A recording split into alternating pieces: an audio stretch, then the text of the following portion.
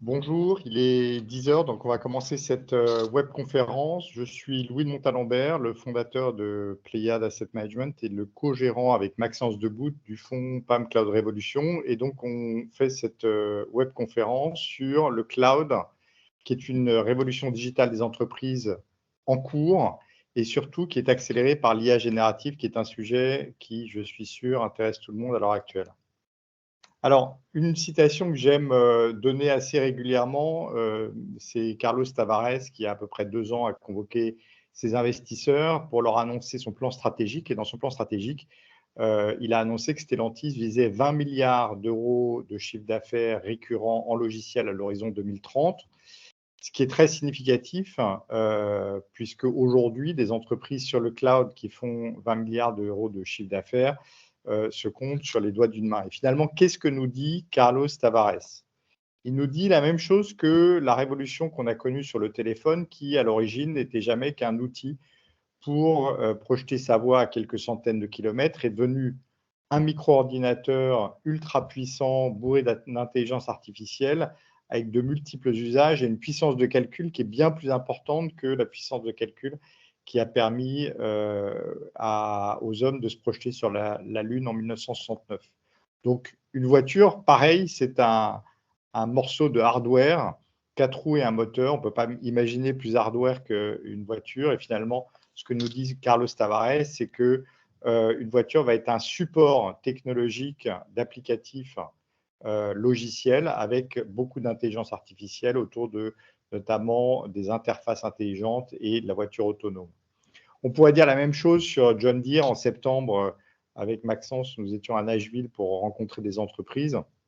John Deere, le fabricant de tracteurs, se présente aujourd'hui en disant « Nous sommes une entreprise technologique qui, il se trouve, fait des tracteurs ».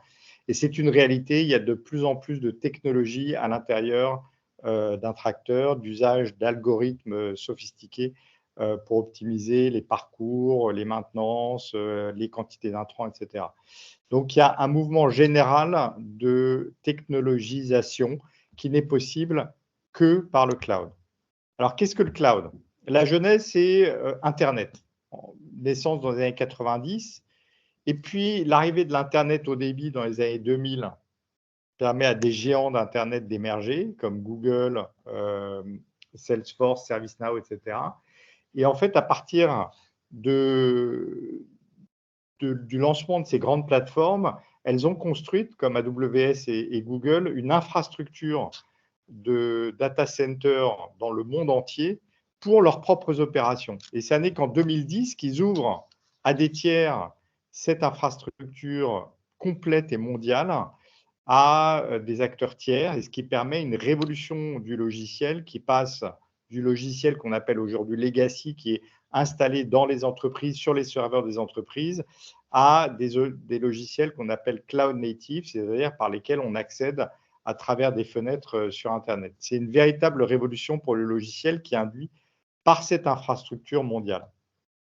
Alors, on connaît les avantages du cloud, mais qu'est-ce que c'est? C'est l'accession à des services informatiques de manière décentralisée et délocalisée, que ce soit l'usage des infrastructures. Aujourd'hui, de moins en moins d'entreprises utilisent des serveurs propriétaires et vont sur un cloud qui peut être public, donc c'est AWS, Google Cloud ou Azure, ou même sur des clouds privés pour les plus grandes entreprises.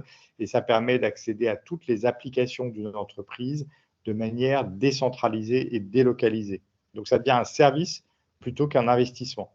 Les avantages sont absolument multiples, on les pratique nous-mêmes au quotidien entre l'évolutivité, la flexibilité. C'est significativement moins cher, pardon, excusez-moi, c'est un lapsus pas du tout révélateur. Je donne toujours un exemple. Nous, chez Pléiade AM, on utilise un portfolio management system qui s'appelle Infin, qui a conduit par rapport à notre système legacy antérieur à une réduction de coût de 10% pour à peu près 2,5 fois plus de fonctionnalités. Et donc, c'est évidemment une réduction de coût une gestion simplifiée et à distance, une disponibilité des données en permanence et un système de sécurité qui a complètement changé et qui est délocalisé plutôt au niveau du cloud que dans les entreprises. Alors, comment voit-on ce qu'on appelle la pyramide du cloud? Quand on parle du cloud, les gens pensent à l'infrastructure et donc au premier chef desquels Microsoft Azure, AWS pour Amazon, Google Cloud. Il faut savoir que ces trois entreprises cumulent 70% de l'infrastructure cloud dans le monde. En dessous, et c'est un sujet extrêmement chaud à l'heure actuelle, il y a les semi-conducteurs. On parle beaucoup de Nvidia, AMD, Broadcom, Supermicro qui ont eu des performances boursières stellaires parce que ce sont les fournisseurs fondamentaux de puces et de semi-conducteurs pour l'infrastructure. En fait, quand on regarde cette pyramide, nous, ce qui nous intéresse au premier chef, c'est ce que j'appellerais la superstructure du cloud, c'est-à-dire tout ce que le cloud permet. Et dedans, on trouve les plateformes as a service comme Snowflake, qui est une entreprise américaine qui a été fondée par des Français, ou Adyen dans le paiement, Twilio dans ce qu'on appelle la communication, MongoDB, qui pourrait être un peu affilié à Snowflake, qui est dans les bases de données, ou ce qu'on appelle le edge computing avec Cloudflare. Et puis au-dessus, tous les logiciels en SaaS, c'est-à-dire Software as a Service, dont on est tous de plus en plus des utilisateurs, qui vont de logiciels historiques qui ont muté vers le Software as a Service, ou encore mieux, ce qu'on appelle des logiciels cloud native, c'est-à-dire qui ont vraiment été créés sur le cloud. Et donc, aujourd'hui, le grand sujet, c'est l'IA générative. Et on a bien vu que la visibilité économique ou financière de l'IA générative, pour l'instant, a été principalement au niveau des semi-conducteurs, avec des performances absolument incroyables des fabricants de puces spécifiques pour l'IA générative, au premier chef desquels Nvidia. Mais ce qui est intéressant dans la dernière annonce des résultats de Nvidia, c'est que 40% du chiffre d'affaires de Nvidia a été fait où 40% des achats de puces ont été faits pour ce qu'on appelle de l'inférence. En fait, dans l'IA générative, à l'origine, on a les modèles de langage large, les LLM, qui requièrent beaucoup de puces pour l'entraînement. Une fois qu'on a créé un modèle, ce qui est intéressant, c'est de le mettre dans un dataset spécifique pour un cas d'usage spécifique, et c'est ce qu'on appelle l'inférence. Le fait que 40% des puces NVIDIA vendues l'ont été pour de l'inférence, alors qu'on était au trimestre précédent à moins de 20%, ça veut dire que la diffusion de l'IA générative dans les plateformes, puis dans le logiciel, est beaucoup plus rapide qu'anticipé.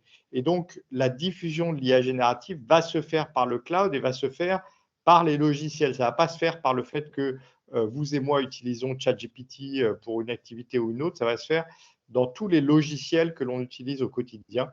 Et donc, on voit qu'il y a une accélération de cette diffusion dans les logiciels, et notamment, on voit de notre côté sur les logiciels de plus en plus de fonctionnalités qui sont liées à l'IA générative. Un exemple d'un stack technologique sur des entreprises du cloud à l'intérieur d'une entreprise qu'on connaît tous, qui est Uber, mais au centre, on aurait pu avoir des entreprises plus classiques, plus bricks and mortar. Ici, sur Uber, on est allé regarder leur stack technologique et on voit qu'il y a une quinzaine d'entreprises du cloud qui sont utilisées par Uber, que ce soit Adyen pour le paiement, ou quand on communique avec un chauffeur, Twilio ou Cinch.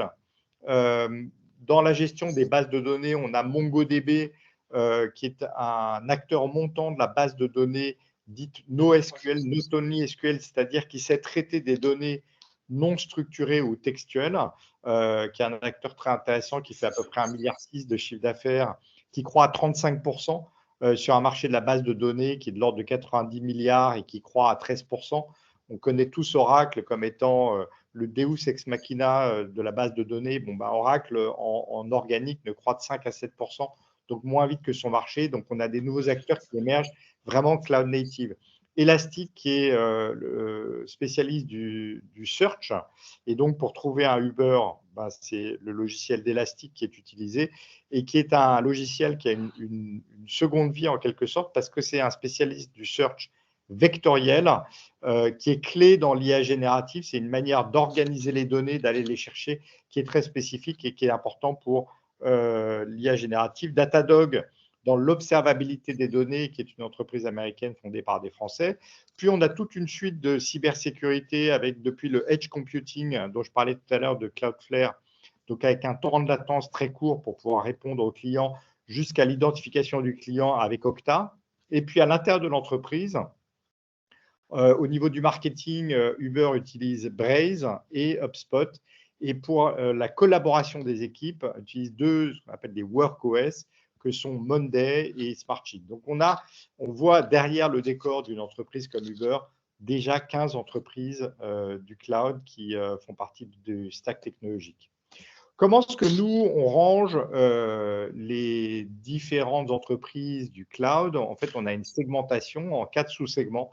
Ce que l'on appelle la migration cloud, qui sont en fait des fonctionnalités qui existaient au préalable dans les logiciels dits legacy ou historiques et qui sont remplacés progressivement par des acteurs cloud native. On connaît tous Salesforce, qui est vraiment le papy du cloud, ou HubSpot, aussi dans le CRM, l'organisation du travail des équipes avec Monday, la paye ou la gestion des ressources humaines. On avait des grands acteurs comme ADP ou Paychex qui se font progressivement remplacer par des acteurs comme Paycom, Workday, Paylocity et d'autres. Mais le cœur du cloud ou de notre intérêt pour le cloud, c'est tous les nouveaux usages qui sont possibles. En fait, le cloud permet au logiciel de s'insinuer dans des pans entiers de l'économie dans lesquels il n'était pas et de remplacer des process physiques par des process digitaux.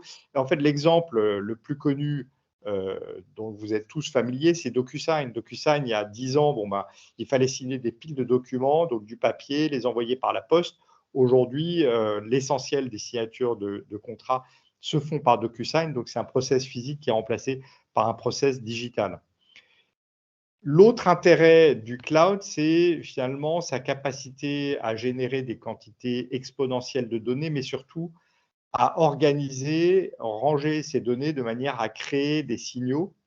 Et donc, il y a tout un segment qu'on a appelé Data Solutions, dans lequel on trouve les outils dont on a parlé tout à l'heure, comme MongoDB ou Snowflake ou Datadog, mais aussi des possibilités analytiques de ces données. On parle tous de la donnée comme étant l'or noir du 21e siècle, parce que c'est au centre des gains de productivité et surtout, cette donnée est essentielle pour l'IA générative, puisqu'on sait tous que les algorithmes sont nourris par de la donnée, et c'est ce qui va permettre aux entreprises, notamment, de mettre des LLM dans leur dataset, c'est-à-dire dans leur ensemble de données une fois qu'elles sont organisées, et optimiser par conséquent les workflows des entreprises. Désolé pour les anglicismes, mais on est dans la tech.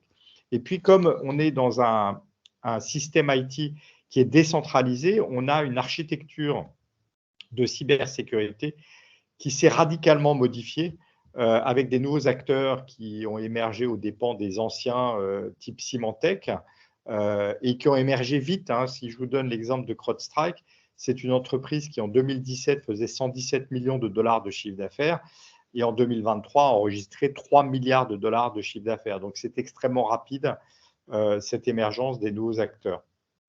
Alors justement, quand on parle du cloud, maintenant que vous avez compris que c'était cette pyramide et pas uniquement l'infrastructure elle-même, où est-ce qu'on en est de la pénétration dans l'IT mondial? D'après Gartner, en 2022, on était à 9% de l'IT mondial qui était cloudifié, entre guillemets. On était encore en dessous de 10% fin 2023. Et si on se situe au niveau de l'entreprise, on était à une pénétration qui est de 17%. Donc, on est vraiment au début de cette nouvelle révolution digitale qui est clé pour les entreprises. Maintenant, si on se projette un petit peu, finalement, Gartner a des projections à horizon 2030 avec une pénétration qui passerait de 17% à 36%, ce qui signifie une croissance du cloud, donc de cette pyramide que je vous ai montrée tout à l'heure, qui est de l'ordre de 17% par an à horizon 2030. Et plus près de nous, McKinsey a mené une étude auprès de CTO, Chief Technological Officer, de nombreuses entreprises, de beaucoup de secteurs. Et là, on a un bout de l'étude qui démontre que sur un certain nombre de secteurs. L'adoption aujourd'hui est encore assez basse, mais le plan d'adoption à 3 ans est extrêmement important. Donc, quand on regarde les 17% par an d'ici à 2030, il est probable qu'il y ait une accélération ou un taux de croissance qui soit presque plus important dans les 3 ans qui viennent que sur tout cet horizon de 8 ans, puisque l'étude de Gartner date de 2022. Alors, pour bien comprendre le potentiel de pénétration du cloud, on vous a mis quelques entreprises insoupçonnées qui sont des entreprises non cotées aujourd'hui, mais qui font au moins 100 millions d'ARR, c'est-à-dire de revenus récurrents annuels. Dans le cloud, on a un système souvent d'abonnement. Et donc, on a pris, je vais me centrer sur une entreprise qui est Sense. Sense, c'est le cloud pour les laveries automatiques.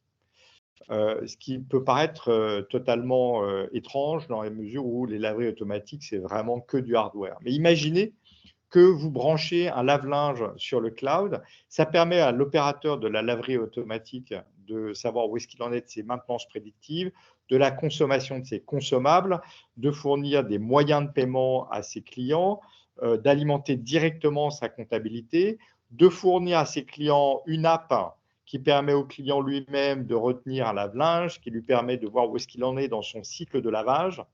Et donc, on voit tout de suite toute l'automatisation d'une laverie automatique que le cloud peut apporter. Et finalement, le business model que je viens de décrire, c'est peu ou prou le business model de Doctolib en France. Nous-mêmes, nous ne sommes pas des clients de Doctolib, nous sommes des usagers. Le client, c'est le praticien de santé et ça lui permet de la même manière d'automatiser les prises de rendez-vous, les rapports avec les caisses d'assurance maladie, sa comptabilité. Donc, ce modèle, il est duplicable sur plein de secteurs. Finalement, ServiceTitan, c'est la même chose pour les professionnels des services à domicile, avec les mêmes sujets de prise de rendez-vous, d'organisation de l'intervention, etc., etc. Ces entreprises, elles sont au début de leur parcours. Elles ont dépassé toutes celles qui sont présentes, les 100 millions et approchent les 200 millions de revenus récurrents annuels, mais Sense avec seulement 2% des laveries automatiques, ServiceTitan seulement aux États-Unis, 1% des professionnels de services à domicile. Donc, on est au début de tous les nouveaux usages dont on parlait qui vont se diffuser. Aujourd'hui, il y a 250 entreprises dans le monde cotées en bourse qui sont des services, des entreprises dites du cloud. Mais il y a des candidats à la cotation. On sait tous qu'avec ce qui s'est passé en 2022, les marchés ont été extrêmement défavorables à la thématique et donc il n'y a plus de cotation. Et il y a une nouvelle classe d'entreprises privées qui s'appelle, c'est-à-dire un non coté qui s'appelle les Centaures, qui ont été un label qui a été créé par Bessemer Venture Partner, qui est le grand financeur du cloud aux États-Unis. Ils sont partis du constat qu'une licorne était mortelle parce que c'était jamais qu'un objet que des gens étaient prêts à payer 1 milliard de dollars. Et donc, pour eux, pour qu'une licorne soit immortelle, il faut qu'elle fasse sa mutation en centaure, c'est-à-dire qu'elle passe les 100 millions de revenus récurrents annuels, parce qu'à 100 millions de revenus récurrents annuels, cette entreprise a démontré ce qu'elle appelle son product market fit, c'est-à-dire qu'elle a un marché et un produit qui est prouvé. Et donc, en général, elle est structurellement bénéficiaire, même si les entreprises qui sont à ce stade de développement surinvestissent les sales and marketing pour pouvoir aller à la conquête de leurs clients. Donc, il y a 150 entreprises qui sont prêtes à se coter en bourse dans les trimestres qui viennent, dépendra de l'ambiance dans les marchés. Et d'ailleurs, il y a des clients français à la cotation qui sont des entreprises internationales comme Dataiku, Ecovalis, Doctolib, Brevo, Content Square, Conto, Planisware, que j'aime moins citer puisqu'ils ont essayé de se coter cette année, mais ils s'y sont plutôt mal pris et donc ils ont renoncé. Mais voilà, autant de champions français qui ont une chance d'arriver sur les marchés dans les mois qui viennent.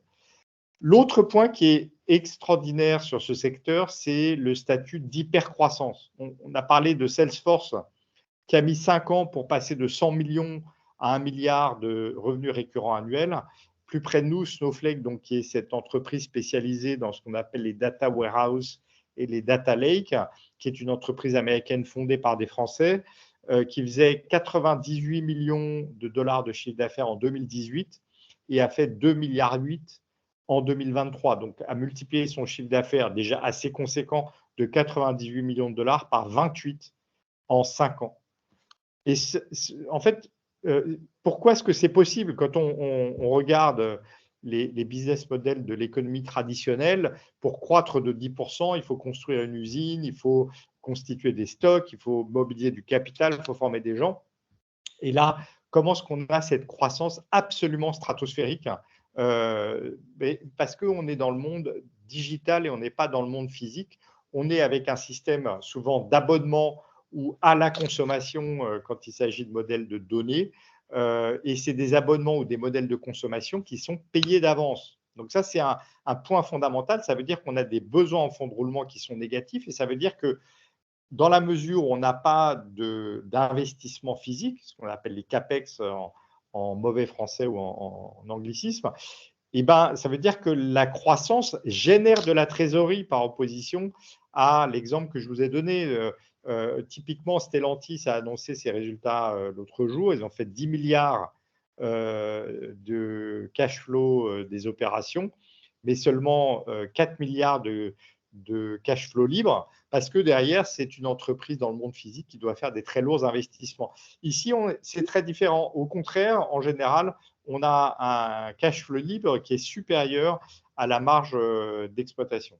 Donc, toute nouvelle conquête de clients se traduit par la croissance, c'est-à-dire que les commerciaux, quand ils vont le 2 janvier, ne constituent pas le premier euro de chiffre d'affaires, ils constituent le chiffre d'affaires additionnel qui va générer la croissance. Mais c'est encore mieux que ça. En fait, comme on a un taux de rétention en nombre de clients qui est extrêmement fort, autrement dit une attrition qui est inférieure à 5%, on perd très peu de clients parce que ce sont en général des services critiques aux entreprises.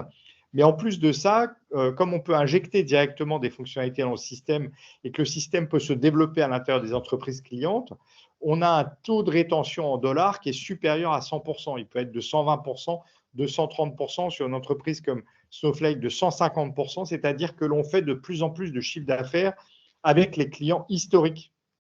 Et on a un exemple avec ServiceNow qui est visuel où on voit les différents millésimes de clients et on voit clairement que même les clients les plus anciens augmentent leur part de chiffre d'affaires en dollars dans le chiffre d'affaires total de l'entreprise. C'est ce qu'on appelle l'effet de cohorte et c'est ce qui permet cette croissance stratosphérique. Il y a un moteur essentiel de la diffusion du cloud. Je vous ai dit, c'est moins cher. C'est les gains de productivité que ça apporte. On ne va pas vous lire tous les exemples qui sont rédigés ici et vous pourrez avoir accès à la présentation ultérieurement. Mais typiquement, Bill est un exemple intéressant.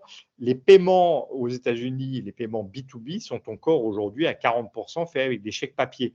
Bill a calculé que le traitement d'une facture papier coûtait à peu près 22 $ par facture et l'utilisation du premier module de Bill permet d'économiser 7 $ sur le traitement de cette facture.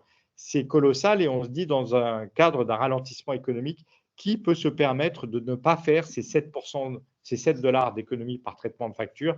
Et donc, on voit clairement que même dans le cadre d'un ralentissement économique, il y a du vent arrière pour les entreprises du cloud. Alors, l'IA générative, c'est véritablement un point d'inflexion et ça va être un accélérateur considérable d'adoption du cloud. En fait, qu'est-ce qu'un logiciel? Un logiciel, c'est une interface homme-machine. L'IA générative, sa fonction, c'est de réduire l'intervention de l'homme dans cette interface homme-machine. Donc, on voit tout de suite les vecteurs d'économie, il y en a 3. Il y a l'automatisation, c'est-à-dire comment est-ce que l'IA générative permet de remplacer l'homme dans des tâches qui sont chronophages. Ça va être le pré-remplissage, par exemple, de tickets dans le CRM, des emails automatiques, des comptes rendus qui sont faits automatiquement par l'IA générative. Ça va être l'assistance de l'utilisateur pour augmenter son efficacité. On le voit pour les développeurs informatiques, on le voit pour des analyses de cybersécurité. Nous-mêmes, on utilise un comité d'orientation avec des spécialistes de la tech. Le patron de la cybersécurité de Microsoft France, qui est dans notre comité, nous expliquait comment est-ce que l'IA générative pourrait réduire la résolution d'un problème de 10 heures à 10 minutes. Et comme on sait qu'il y a de plus en plus d'attaques de cyberattaques, on a des besoins exponentiels d'analyse cybersécurité. En fait, l'IA générative vient contrebalancer ces besoins exponentiels avec des outils qui permettent de rendre ces analyses plus efficaces. Et puis enfin, le troisième vecteur, c'est l'exploration. En fait, l'IA générative permet, grâce à du langage naturel, d'explorer des nouvelles fonctionnalités. Typiquement, si on prend Copilot pour Office 360, je suis sûr que vous, comme nous, quand on fait un PowerPoint, on ne connaît que 10% des fonctionnalités de PowerPoint. L'IA générative, il suffit de lui donner un ordre, elle connaît les 90% restants des fonctionnalités de l'IA générative, donc permet d'être beaucoup plus efficace dans l'utilisation des outils qu'on utilise déjà. On a quelques cas de figure, des business cases, comme on dit. GitLab, c'est une plateforme de codage sur le cloud qui permet une plateforme de codage collaborative, c'est l'équivalent de GitHub chez Microsoft, permet d'avoir aujourd'hui une assistance à la programmation, permet de détecter automatiquement des erreurs sur le code et donc de trouver des remèdes, mais permet aussi d'expliquer un code en langage naturel. Et quand on a des nouveaux codeurs qui arrivent, plutôt que de les avoir à revoir l'ensemble du code, ça permet de comprendre très facilement qu'est-ce que ce bout de code fait. Et c'est des gains de productivité qu'on a été vérifiés auprès de CTO. Et pareil, dans notre comité, on a le patron d'Air France qui, lui, travaille avec les entreprises du CAC 40, c'est ça ses clients, et qui travaille sur des business cases très concrets. Et les gains de productivité attendus pour les développeurs, c'est de l'ordre de 40 à 50%. Donc, c'est vraiment colossal et c'est intéressant parce que quand OpenAI a lancé son LLM, son chat GPT dans son dataset originel, en fait, ils ne lui ont pas dit « apprends à coder », ils ont décelé qu'une fois qu'il sortait du dataset, il savait coder. Et ça, c'est devenu une des innovations inattendues les plus importantes de l'IA générative. Ce n'est pas le même cas dans Unity. Unity est une plateforme de codage en 3D, notamment pour les jeux. Sur l'exemple de la maison avec le toit rouge, historiquement, il fallait avoir un codeur qui code toutes les lignes de code pour fabriquer un toit rouge. Aujourd'hui, il suffit de dire dans Muse ou Sentis, qui sont les deux outils d'IA générative, fais-moi un toit rouge, on a la suggestion, on clique, on choisit. Pareil sur le mouvement d'un personnage, avant devait être codé intégralement, aujourd'hui doit être ordonné en langage naturel à l'outil qui va fabriquer le mouvement. Donc, c'est des gains de productivité colossaux. Procore, c'est la même chose, c'est une plateforme logicielle pour la construction qui permet de mettre en connexion tous les acteurs dans un projet de construction, qui est un secteur qui est très peu logicialisé, avec des gens qui utilisent beaucoup Excel. Donc, c'est un logiciel extrêmement intéressant. L'IA générative permet d'ingérer toute la masse de documentation qui est générée dans un projet de construction et permet de restituer par conséquent en temps réel des informations à l'intérieur de cette masse de documentation de manière beaucoup plus efficace. Et donc, le déploiement de cette plateforme logicielle sur le cloud permet en plus d'avoir une accessibilité de l'IA générative, même sur des portables. Et on sait tous que la construction a besoin de cette décentralisation dans la mesure où on a beaucoup d'acteurs qui sont in situ sur les sites de construction. Et puis, l'IA générative, parce qu'elle screen toutes les datas d'un projet, permet de déceler des erreurs qui sont en général responsables d'à peu près 5% des surcoûts d'un projet. Donc, c'est majeur, 5% sur un projet de construction, c'est probablement l'équivalent de la marge ou un bout significatif de la marge.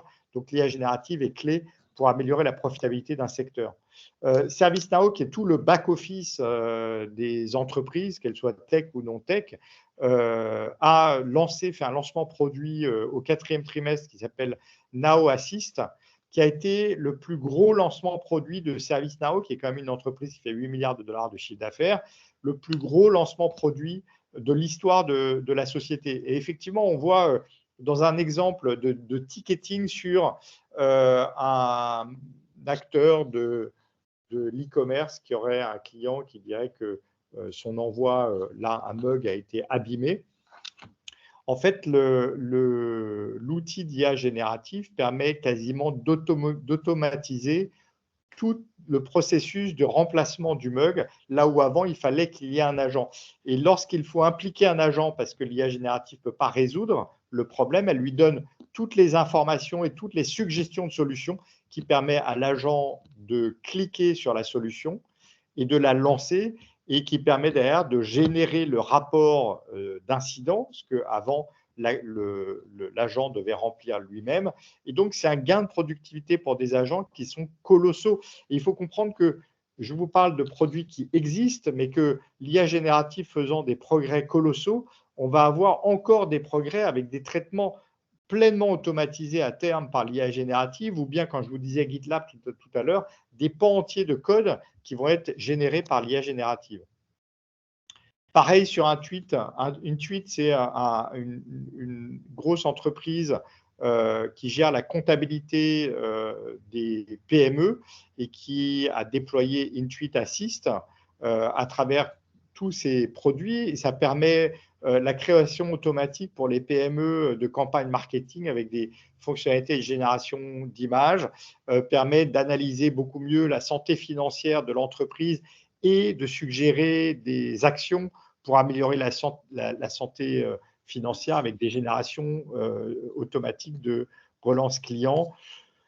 Encore un exemple d'un copilot IA chez ZoomInfo. Donc, ZoomInfo, c'est une surcouche logicielle sur des CRM qui permet en fait de fiabiliser, d'accélérer la conquête de nouveaux clients grâce à des bases de données qui traquent le mouvement des décideurs, les grands milestones financiers des entreprises clientes qui peuvent entraîner un acte d'achat d'un produit. Aujourd'hui, avec AI Copilot de ZoomInfo, ça permet de faire des veilles stratégiques, d'avoir des suggestions de démarchage client de la part du copilot et qui permet d'augmenter les commerciaux dans les entreprises. Alors, on voit bien toutes ces fonctionnalités et tous les gains de productivité, toute la diffusion de l'IA générative à travers le logiciel dont je vous parlais tout à l'heure et d'où l'importance de l'information sur les ventes de NVIDIA, sur l'inférence. Mais ce qui est intéressant, c'est de constater que finalement, le premier bénéficiaire des gains de productivité, ça va être l'industrie du logiciel elle-même.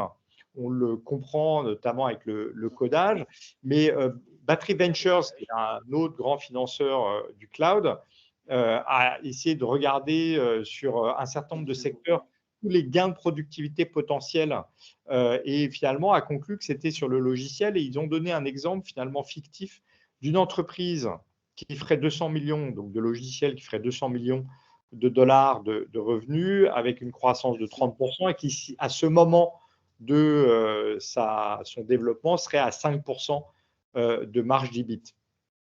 Et en fait, ils sont allés poste à poste sur les grandes dépenses d'une telle entreprise, donc la R&D, le sales and marketing et l'administratif, pour voir où est-ce qu'on pouvait avoir des gains de productivité à travers des réductions du nombre de personnes qui travaillent. Et ils sont arrivés à la conclusion qu'il y avait 20% de gains de productivité sur la R&D, 30% sur le sales and marketing. Pensez à ZoomInfo dont je vous ai parlé tout à l'heure sur le potentiel de gain de productivité pour les commerciaux et 20% sur tout ce qui est administratif. Et donc, toute chose égale par ailleurs, la profitabilité d'une telle entreprise pourrait passer de 5 points à 23 points. C'est colossal et ça n'est pas prospectif de long terme si tel développement arrivait sur le marché. C'est véritablement ce que l'IA générative peut générer aujourd'hui si elle est implémentée dans les entreprises et donc elle est en train d'être implémentée. Donc, on devrait avoir des gains de productivité dans les trimestres ou les années prochaines dans les entreprises du logiciel. Alors que ça conduise à des prix moindres ou des développements plus rapides, des retours sur investissement proposés aux clients qui soient plus rapides ou tout simplement tomber dans les marges, ça, on pourra le constater à l'avenir. Alors, quel est le contexte 2024 pour le secteur du cloud? Alors, d'abord, c'est un secteur qui est surfinancé parce qu'on a d'abord beaucoup de ces entreprises qui sont cotées dans un haut de marché en 2019, 2020, voire 2021, donc qui ont amassé des piles de cash significatives. Mais en plus, qui sont, pour la plupart des cas, génèrent des trésoreries importantes pour les raisons que j'ai exposées tout à l'heure, notamment sur le besoin en fonctionnement négatif.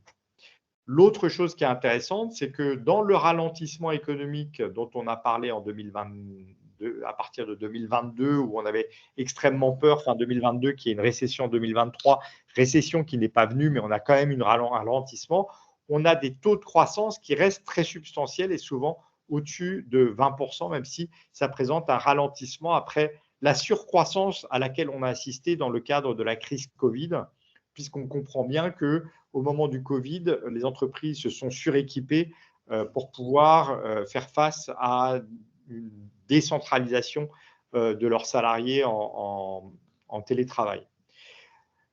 On a eu une moindre croissance malgré tout. Et ce qui est intéressant de constater, c'est que la moindre croissance a conduit à une profitabilité qui a été explosive en 2023 et qui va encore augmenter en 2024. Et puis, on a toujours cette génération de trésorerie abondante dont je vous parlais tout à l'heure. Mais ce qui peut étonner certains, c'est qu'on a vu des performances extrêmement roboratives en 2023 des entreprises du cloud. Alors, il faut se souvenir quand même qu'en 2022, ça a été Armageddon, avec des baisses qui parfois allaient jusqu'à 80%, et on en parlera. Donc, il y a eu un rebond en 2023, mais qui est vraiment aujourd'hui extrêmement minimum par rapport au potentiel. Et finalement, on a des niveaux de valorisation qui sont restés extrêmement raisonnables. Sur la croissance de 2024, pourquoi est-ce que l'on pense qu'elle va être persistante en 2024? Parce qu'en fait, il y a eu cette phase d'optimisation dont je vous ai parlé il y a quelques instants, après la surcroissance liée à la crise Covid. Et là, ce slide vous montre en fait les CAPEX, les investissements physiques de ce qu'on appelle les hyperscalers, c'est-à-dire les géants du cloud, ceux qui fournissent l'infrastructure. Donc, en bleu clair, c'est les plans de CAPEX, et en bleu foncé, c'est l'incrément de chiffre d'affaires trimestriel. D'accord? Donc, qui dit incrément dit que les chiffres négatifs ne disent pas qu'il y a une décroissance du chiffre d'affaires, il dit qu'il y a une décroissance de la croissance. Autrement dit, c'est une dérivée de la croissance. Donc, on voit bien dans la période 2021, la crise Covid qui a conduit à une surconsommation des outils cloud, donc là, les barres bleues qui sont dans des taux de croissance absolument stratosphériques et très au-dessus du déploiement de l'infrastructure. Et puis, on voit la rationalisation par les utilisateurs en 2022 qui ont revu un petit peu leur stack technologique et leur usage du cloud, qui conduit début 2023 à un vent de face, d'accord, c'est-à-dire une moindre croissance. Et du coup, des investissements, une croissance d'investissement en CAPEX qui a été fortement réduite. Et là, on est rentré dans un nouveau cycle de CAPEX qui est notamment induit effectivement par le déploiement de capacités d'IA générative, mais ces plans de CAPEX sont des indicateurs avancés du chiffre d'affaires futur que les entreprises entendent faire sur le cloud, enfin les infrastructures, les hyperscalers entendent faire grâce à leurs clients. Et si l'IA générative est devenue un moteur, on regarde les derniers résultats de Microsoft.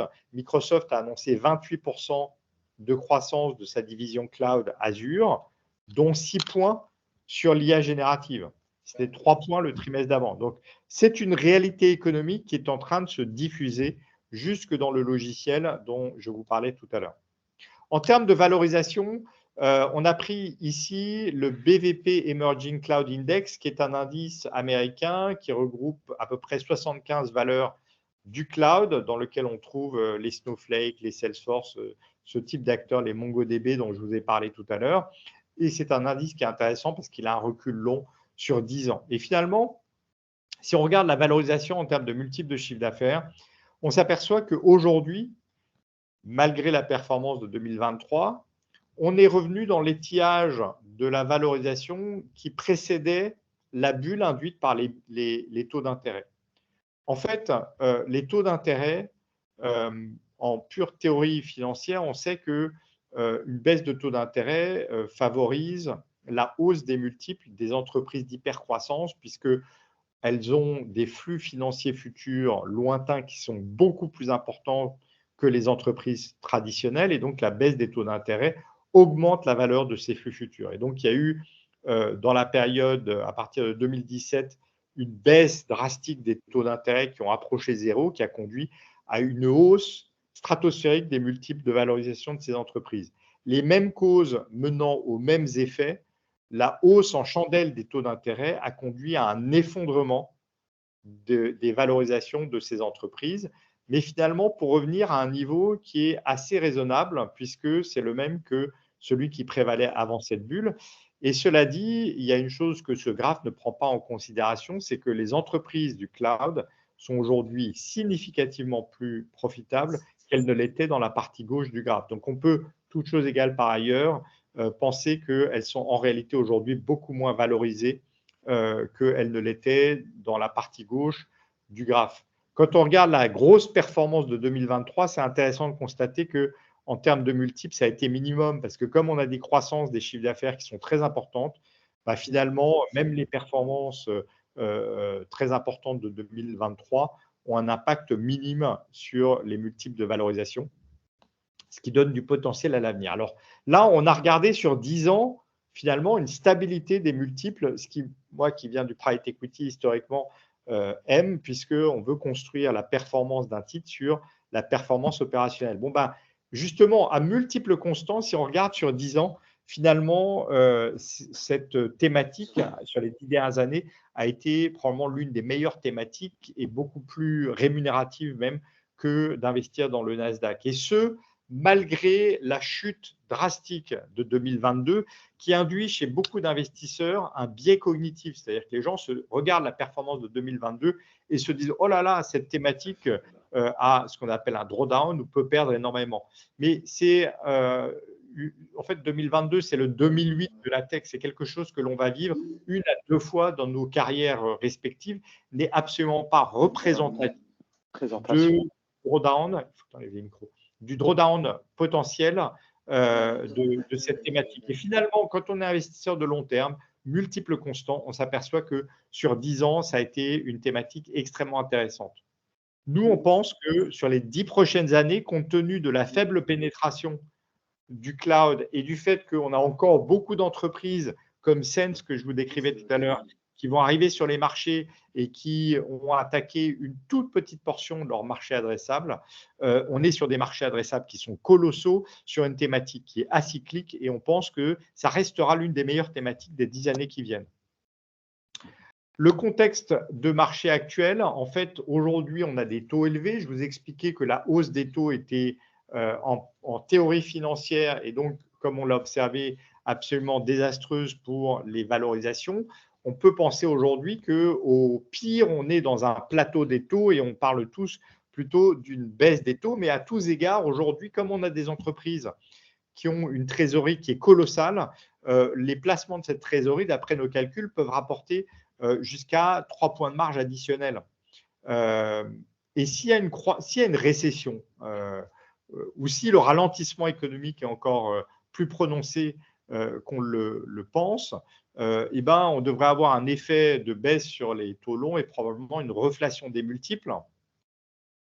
Et à tous égards, comme je vous le disais tout à l'heure, même dans un contexte récessionnel,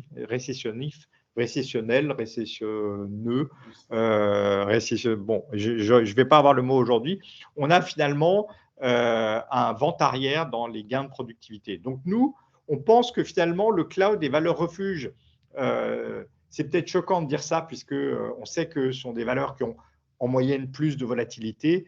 Mais néanmoins, en tant qu'investisseur, qu'est-ce qu'on regarde quand on prend un risque? On regarde le risque intrinsèque que l'entreprise nous offre. Et le risque intrinsèque, ce n'est pas la volatilité en bourse, c'est la qualité de son bilan. Là, on est dans des entreprises qui sont souvent avec une trésorerie nette abondante. C'est la nature de son chiffre d'affaires. Là, on est sur une récurrence de quasiment 100% de chiffre d'affaires. Donc, on a une croissance qui est persistante et qui pourrait être même accélérée avec l'IA générative. Et c'est son parcours de profitabilité.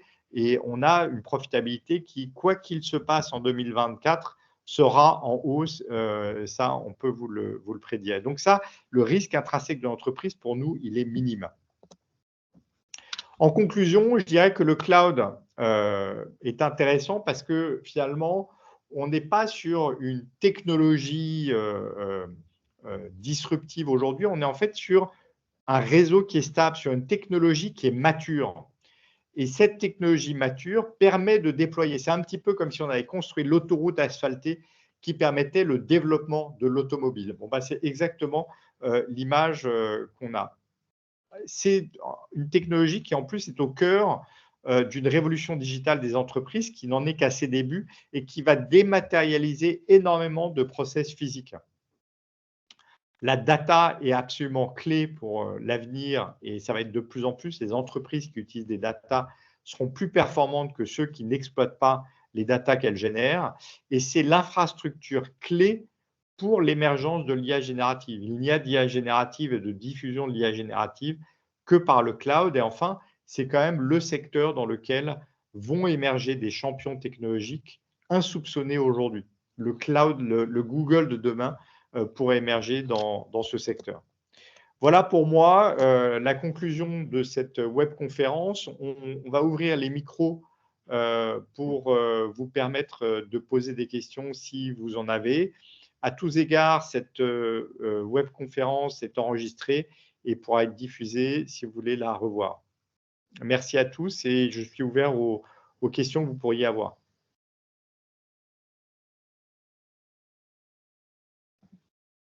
Les micros sont ouverts.